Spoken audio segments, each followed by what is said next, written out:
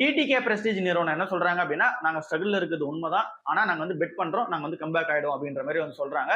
So TTK நிறுவனம் சொல்ல வரது என்னவா இருக்கு அப்படின்னா, இங்க வந்து மார்ஜின்ஸ் எல்லாமே வந்து அஃபெக்ட் ஆகுது. இவங்களோட Q1 நம்ம எடுத்து பார்த்தோம் அப்படின்னா, அவங்களோட குக்வேர் சேல்ஸ் வந்து அதிகமாகணும்.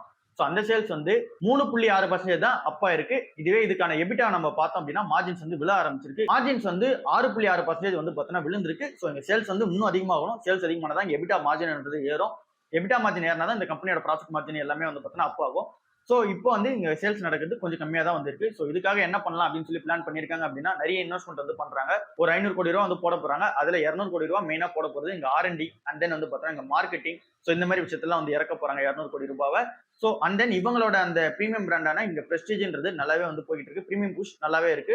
ஜட்ஜ்னு சொல்லிட்டு அவங்க கிட்டே ஒரு பிராண்ட் இருக்கு. இது வந்து டயர் 2 அண்ட் தென் டயர் 3 சிட்டிஸ்ல வந்து ஃபோக்கஸ் பண்ற ஏரியாவா இருக்கு. இதுவுமே ஒரு 45% வந்து வளர்ந்திருக்கு இந்த பினான்சியல் 2025ல. ஸோ இது எல்லாமே ஓவரால் ரீசன்ஸா அவங்க கம்பைன் பண்ணி சொல்ல வரது என்னவா இருக்கு அப்படின்னா, நாங்க ஸ்ட்ரகிள் பண்றது உண்மைதான், கம்பேக் ஆயிடும் அப்படின்றத சொல்றாங்க.